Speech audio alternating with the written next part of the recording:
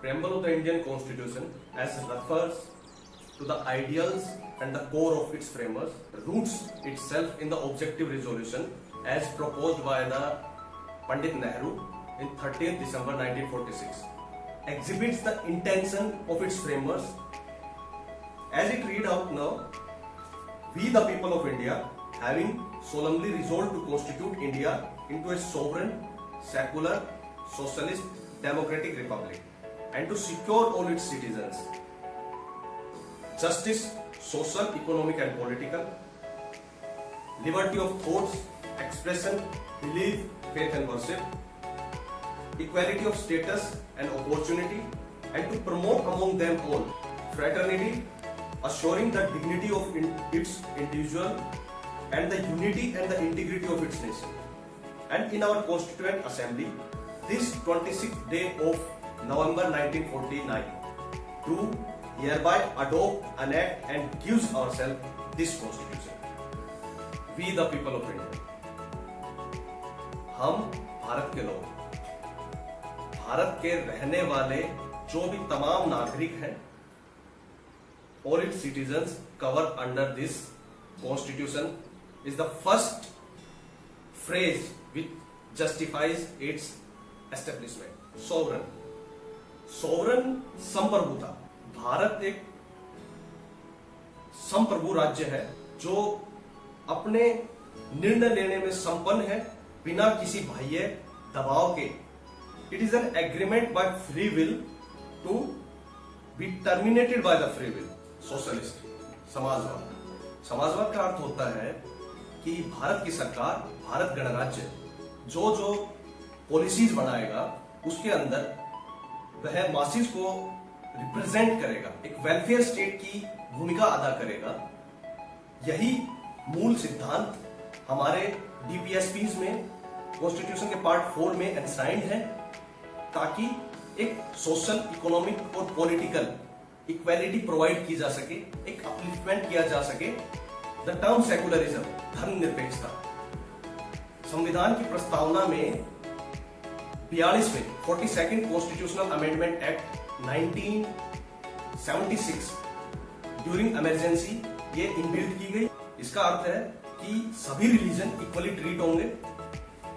जो fundamentals article 25 से 28 के प्रोवाइड किए गए हैं सिटीजन्स को, उन सबको इक्वल ट्रीटमेंट दिया जाएगा, चाहे वो सोशल स्फीयर में हो, पॉलिटिकल स्फीयर में हो और इकोनॉमिक स्फीयर में हो.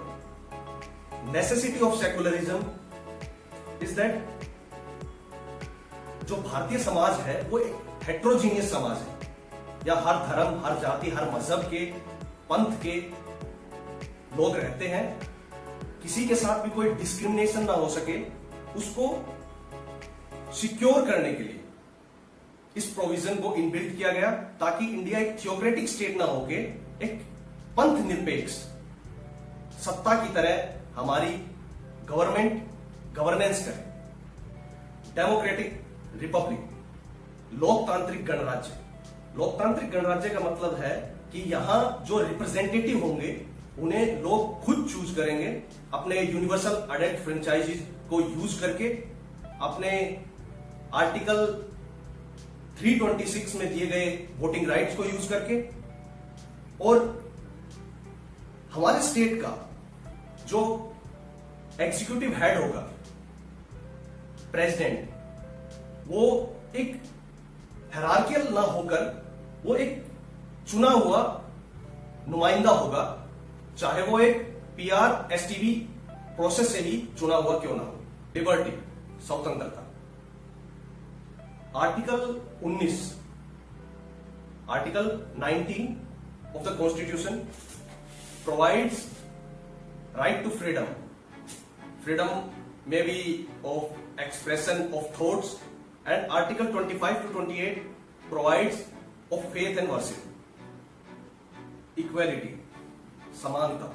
समानता का अधिकार basically defines that any citizen doesn't have special privileges, and each and every citizen of the country gets the equal opportunity in any sphere without discrimination.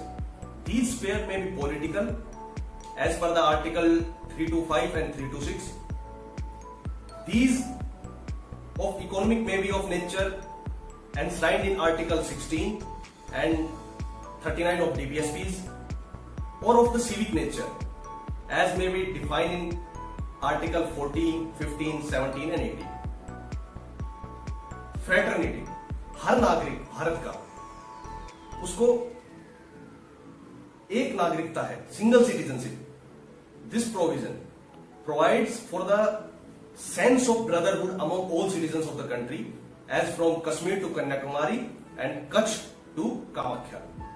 Word integrity was added by 42nd Constitutional Amendment Act 1976, and also the features of the fundamental duties under Article 51A presses for the sense of brotherhood among the citizens.